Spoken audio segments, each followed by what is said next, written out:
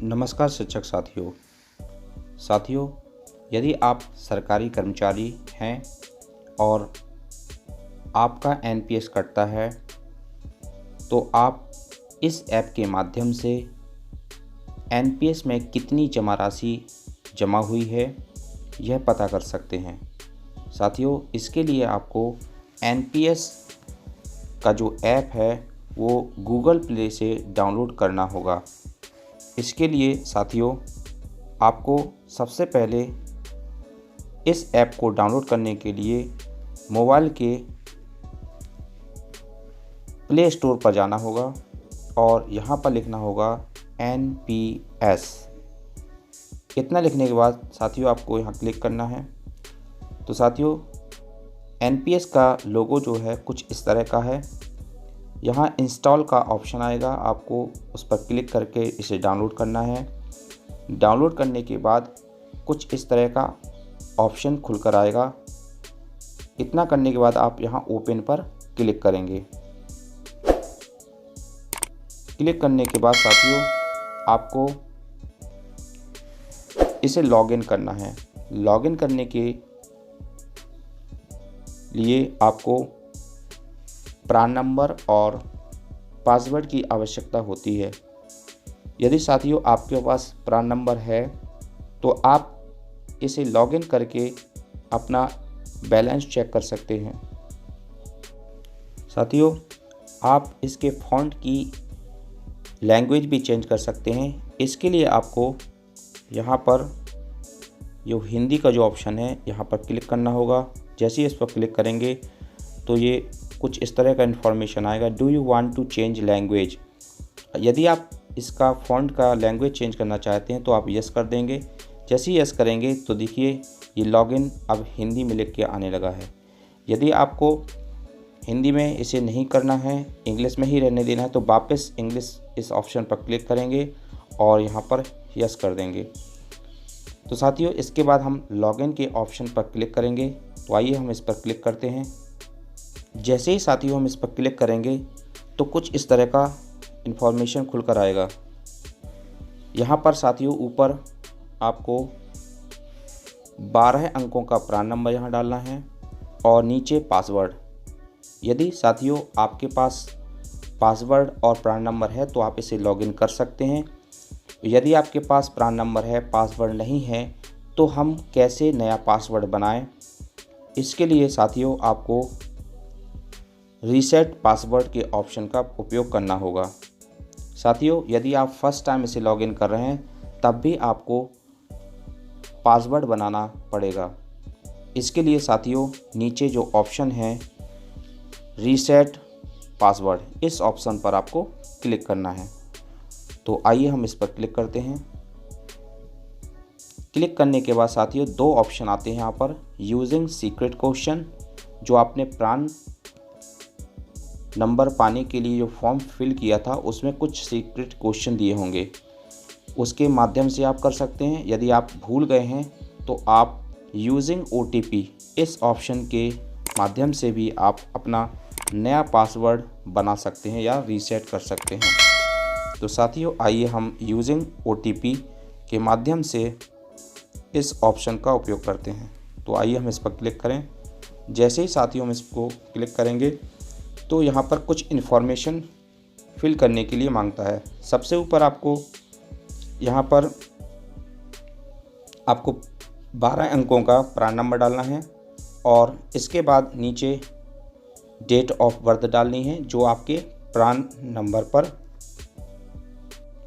Number पर मौजूद है। इसके बाद साथियों आपको यहाँ पर न्यू पासवर्ड बनाना है और न्यू पासवर्ड बनाने के लिए साथियों आपको कम से कम 8 अंक होने चाहिए। इसमें आपको कैपिटल लेटर, स्मॉल लेटर और कुछ स्पेशल कैरेक्टर रखने होते हैं और कुछ अंक रखने होते हैं। कुल मिलाकर आपको 8 अंकों का यानी 8 डिजिट का पासवर्ड बनाना है। इसके बाद साथियों यहाँ पर आप दोबारा कंफर्म न्यू पासवर्ड डालेंगे और इसके बाद आप ये कैप्चा कोड डालेंगे और जनरेट OTP पर क्लिक करेंगे। तो आइए हम सारी इन्फॉर्मेशन भरते हैं। साथियों, इन्फॉर्मेशन भरते समय आपको प्रान नंबर का जो कार्ड है उससे देख के से भरना है। तो आइए हम जानकारी फिल करते हैं। साथियों, ऊपर 12 अंकों का प्रान नंबर और नीचे डेट ऑफ बर्थ डालना है। साथियों, डेट ऑफ बर्थ आप वही डालेंगे जो आपके प्रान नंबर पर प्रिंट है, यानी प्रान कार्ड पर जो प्रिंट है उसी पर डालना है। यहाँ पर साथियों आपको न्यू पासवर्ड बनाना है।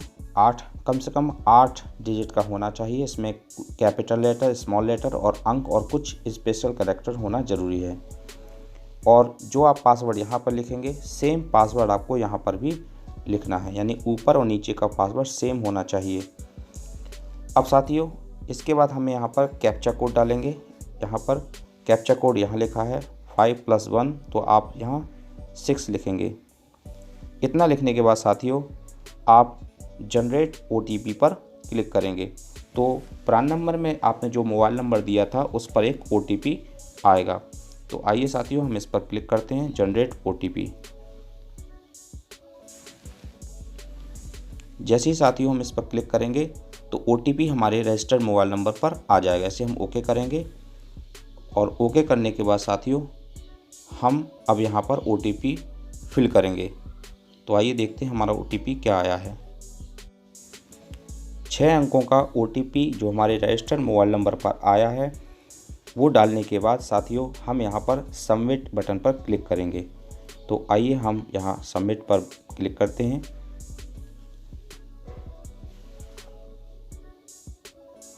साथियों, जैसे ही आप सबमिट पर क्लिक करेंगे तो यहाँ पर कुछ जानकारी आएगी। यहाँ आपका एक्नॉलेज नंबर लिखा रहेगा ऊपर, और यहाँ प्रान नंबर, यहाँ डेट ऑफ बर्थ सब्सक्राइबर का और टाइम स्टैम्प जिस समय आपने पासवर्ड रीसेट किया है वो टाइम रहेगा। इसके बाद साथियों हमें बैक पर क्लिक करना है और क्लिक करने के बाद साथियों आपने जो पासवर्ड बनाया था उस पासवर्ड को हम अब यहाँ पर लॉगिन के ऑप्शन पर क्लिक करके ऊपर हम यहाँ 12 अंकों का प्रान नंबर डालेंगे और जो अभी पासवर्ड आपने बनाया था वो यहाँ पर फिल करेंगे। तो आइए हम इस पर जानकारी फिल करते हैं। साथियों, ऊपर प्रान नंबर 12 अंकों का डालने के बाद आपने जो पासवर्ड बनाया था वो हम यहाँ पर डालेंगे। साथियों, इस ऑप्शन का उपयोग करके आप पासवर्ड को एक बार देख भी सकते हैं। ये आई बटन जो बना हुआ है इस पर आप क्लिक करके अपना पासवर्ड भी देख सकते हैं।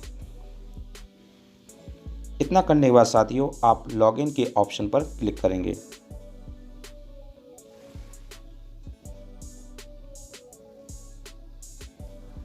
जैसे ही साथियों हम लॉगिन पर क्लिक करेंगे, यहाँ ओके कर देंगे, तो हम इस तरह लॉगिन के ऑप्शन का उपयोग करके हम NPS के जो ऐप है इस पर पहुंच जाएंगे और अपना अकाउंट की डिटेल देख सकते हैं। ऊपर हमारा अकाउंट में कितना अमाउंट अभी तक जमा हुआ है ये दिखाता है, और साथियों जो अमाउंट हमारा जमा है उसको 3 हिस्सों में यहाँ पर बांटा जाता है। ये SBI pension fund scheme, UTI retirement solution pension fund scheme state government, और तीसरा हिस्सा LIC पेंशन फंड स्कीम पे इन्वेस्ट किया जाता है स्टेट गवर्नमेंट द्वारा। तो साथियों यह NPS ऐप के माध्यम से हम अपना नया पासवर्ड कैसे बनाएं के संबंध में एक महत्वपूर्ण जानकारी थी। साथियों, आशा है आपको यह जानकारी अच्छी लगी होगी। यदि आपको यह जानकारी अच्छी लगी हो तो प्लीज़ हमारे चैनल को लाइक करें, चैनल को सब्सक्राइब करें व सबसे पहले नोटिफिकेशन पाने के लिए बेल आइकन पर प्रेस भी करें। धन्यवाद साथियों।